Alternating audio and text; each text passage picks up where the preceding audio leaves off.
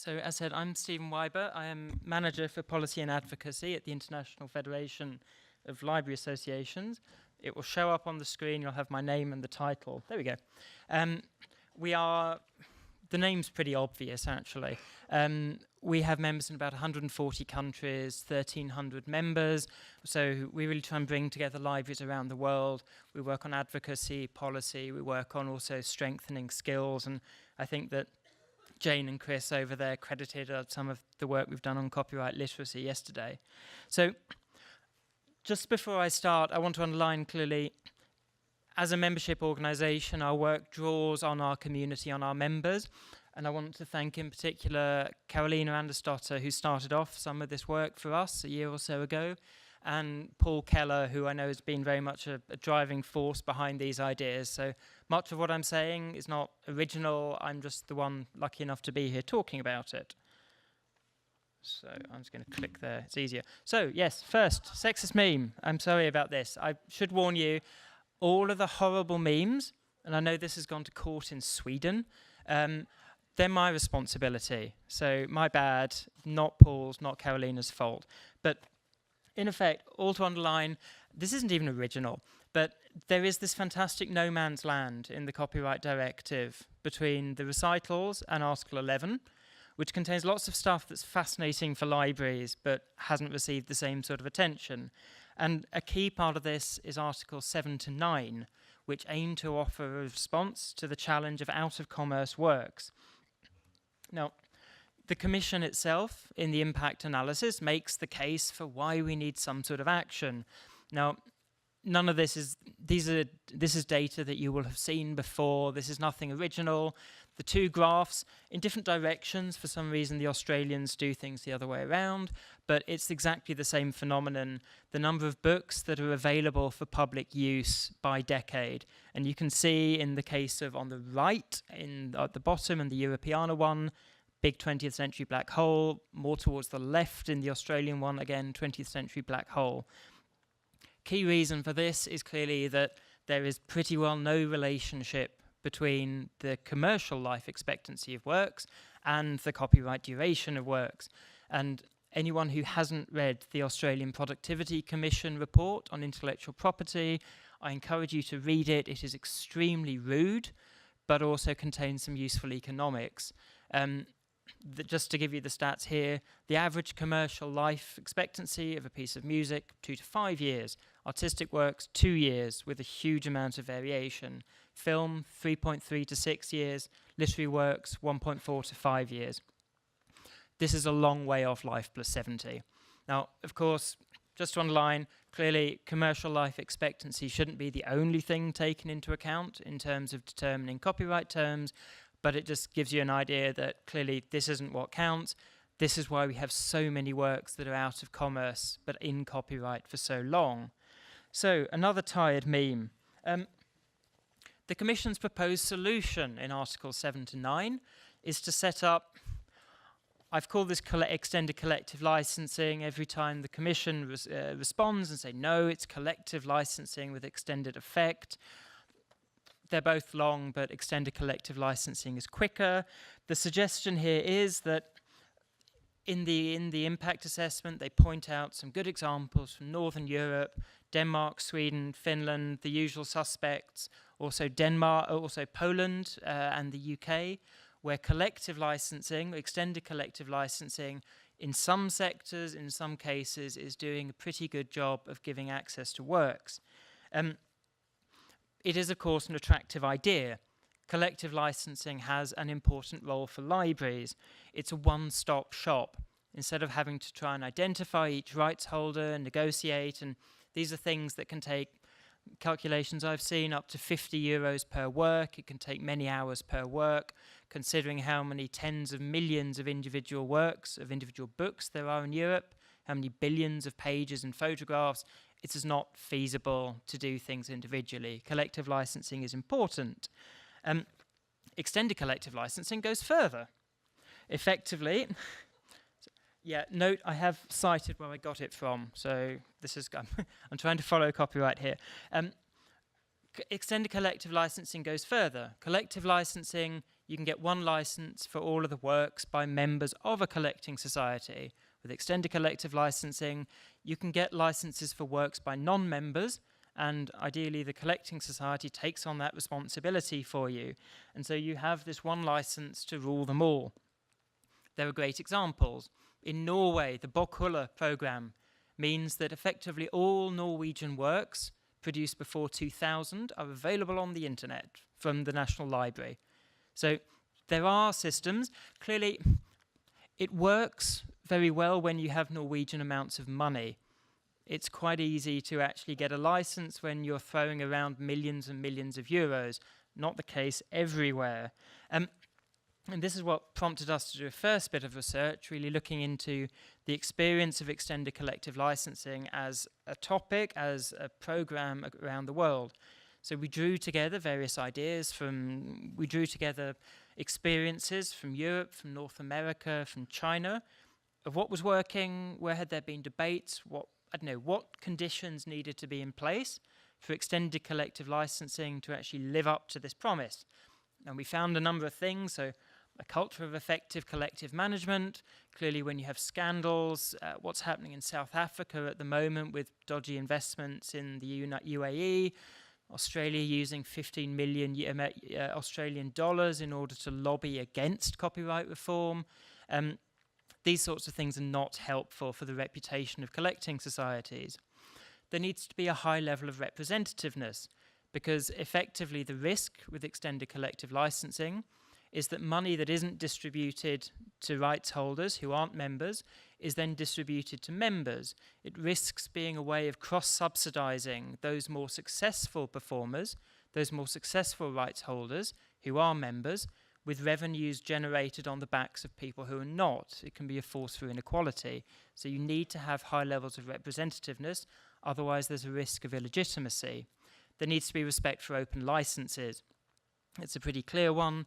If you have extended collective licensing, the risk is you're charging for everything. Even when the right holder has said, no, you shall use this for free. Licenses need to be meaningful for libraries. Our institutions are, for the most part, they are publicly funded. They are public institutions using public money. And there's a question of responsibility. We need to use public money well, and we're not commercial. The uses being made are not particularly commercial either. So we need to make sure that libraries are in a position to actually negotiate, get licenses for the uses and on the terms that they should. There also need to be possibilities to opt out. I don't know how many people followed Soulier and Doak at the European Court, but that was really underlining that you cannot completely expropriate someone. Fair enough. We would argue that libraries as well should have the possibility of saying, well, we don't actually want the collective license, we'll deal directly with the rights holder or with the CMO on that particular thing. And of course, the most important thing, which is what we'll get onto now, is you need a collecting society to exist. You can't have extended collective licensing if there's no one there to actually call, if there's no address, no phone number, which gets us on to the second bit of work that we did. Because this is pretty essential for the European reforms that are taking place right now. I'm going to try and not lose myself in the work. There we go. If there's going to be a situation where where there's the possibility to carry out extended collective licensing of out-of-commerce works, you need an address to go to in the first place. And so we thought, well, is this reform proposed by the Commission that will allow collecting societies to license works by non-members? How effective will this actually be? Because the key question is, well, are they there? Are they active in all the relevant categories of works? And pretty crucially, are they offering the sorts of licenses already that work for libraries and cultural heritage institutions?